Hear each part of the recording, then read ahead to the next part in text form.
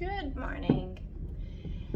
So, this is a new workspace I've created that this painting right here is going to be my next painting that I am in the process of creating.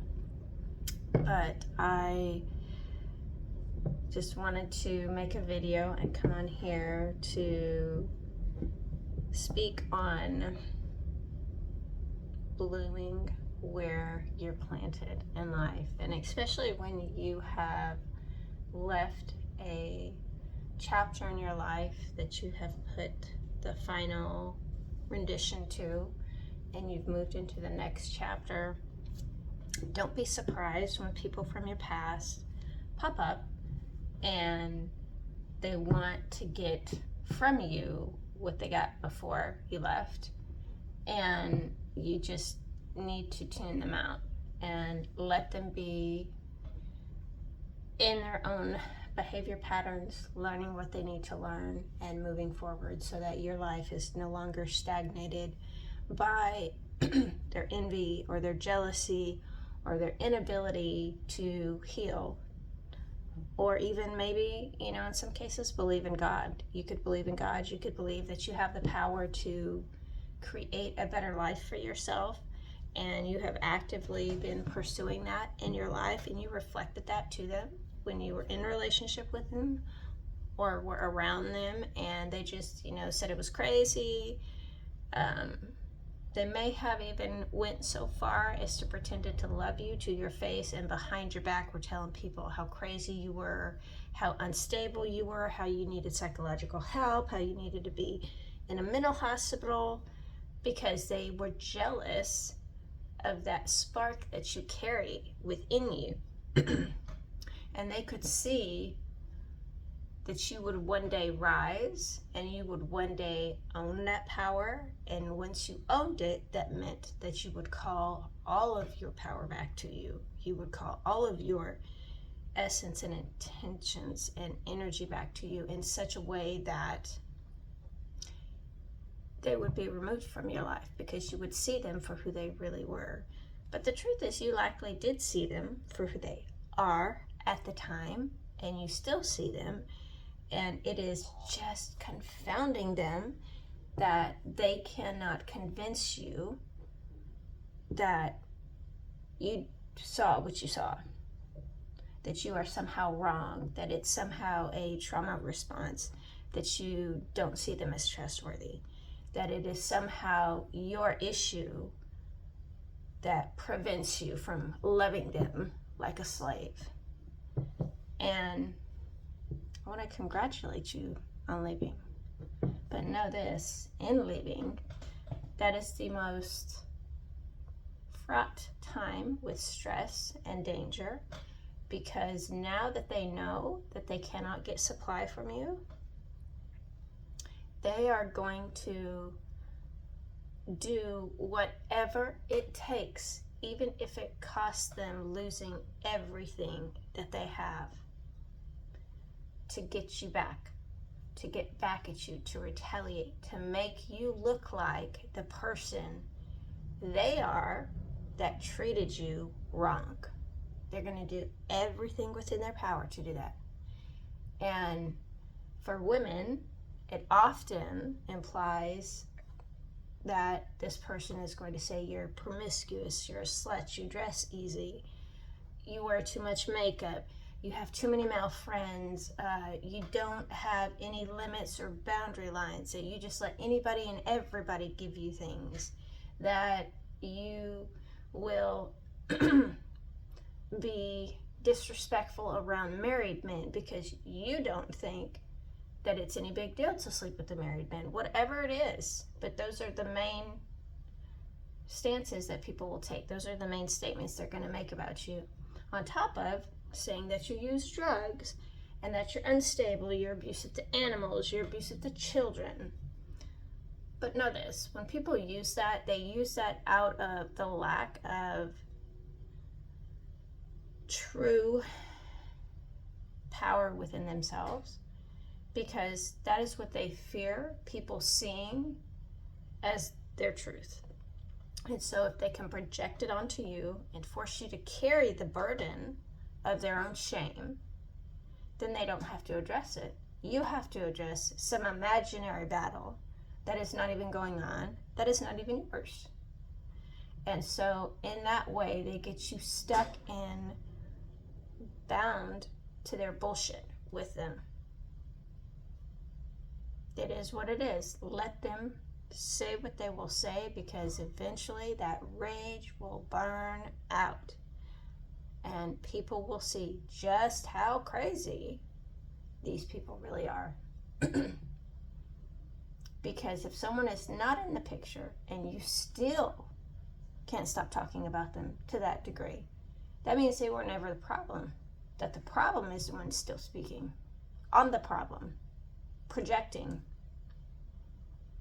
And so in that way, you don't even have to do anything, because they undo themselves. They unravel their own schemes and lies and deceptions and smear campaigns and plots by being unable to move on, by being unable to control the narrative, by being unable to control you to stay with them. And the crazy part is, oftentimes, when you're dealing with a partner who has kids with somebody that he never married, very often his ex-partner, his child's mother, will be in on it as well, thinking that they're somehow better than you, and, you know, just spreading all this gossip that you're this, this, and this. And it's like, okay, so when it comes time to show receipts, they have no receipts, because they were just projecting onto you, because they wanted you to be a bad person, rather than you actually being that thing that they called a slut and a whore. And come to find out, they were the ones with the OnlyFans. They were the ones doing what they were accusing you of doing. Oftentimes, that is the narrative that unfolds. And if you allow it to unfold, then you don't have to defend yourself. Just let people show those in authority who they really are. Because God knows. God knows you.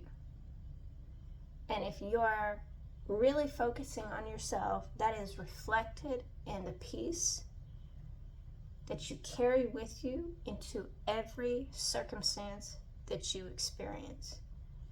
And yes, you will have people look at you and say, there's no way that she can be at peace in the middle of this chaos. There's no way he can be at peace in the middle of all this trauma, all this, blame shifting. But you are, because you're not trying to prove yourself anymore. You are allowing people's actions and words to prove who they are. And when you allow that, you allow grace to flow from you.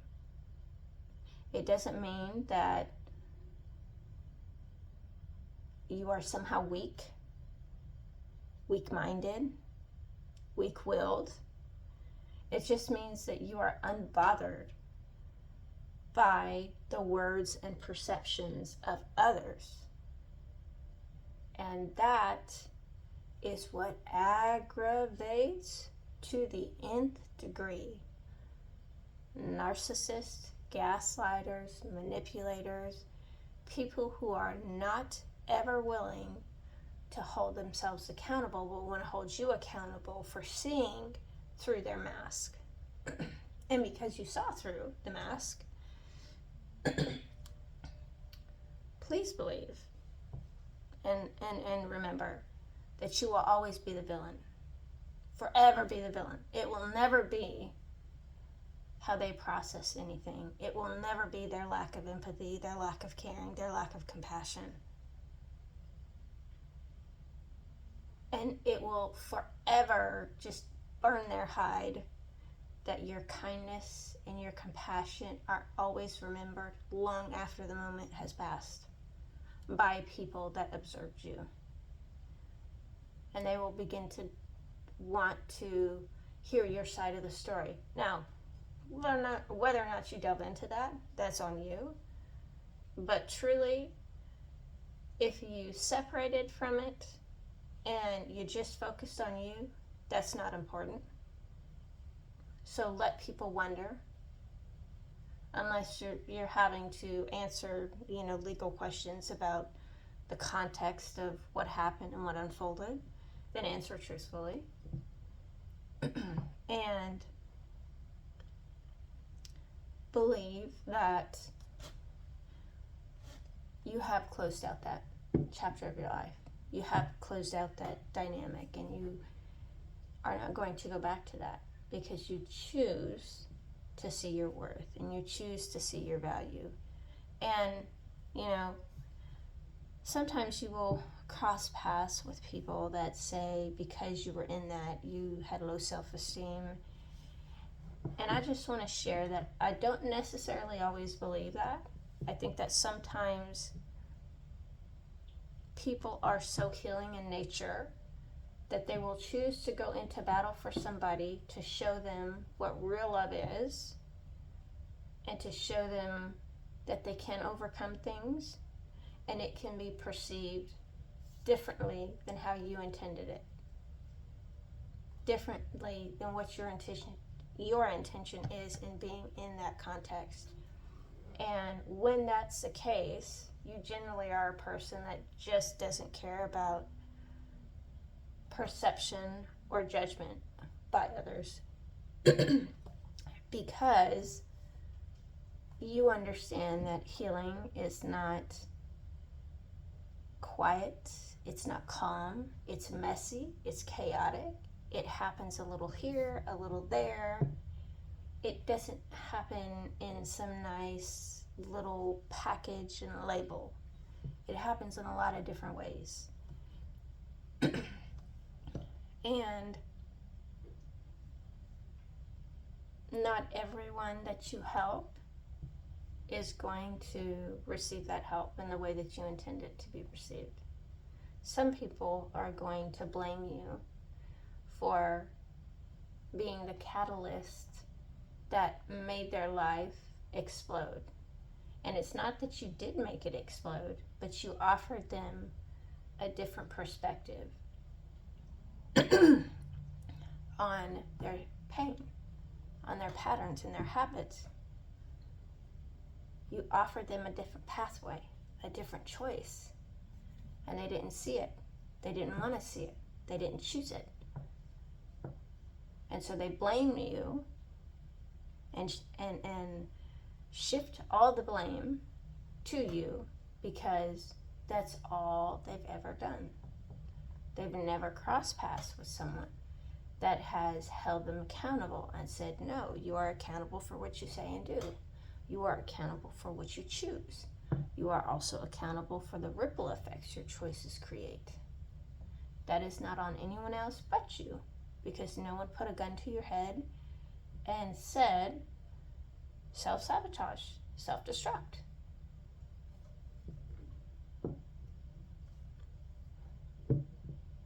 And when you're dealing with people that are the storm that continually batters their life,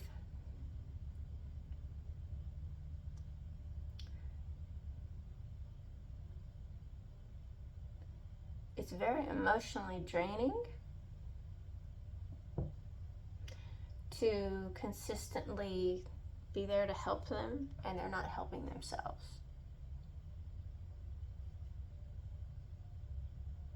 So that is what I wanted to record a video on. I hope that you have a wonderful day. I hope that healing happens in your heart and in your mind and in your body today.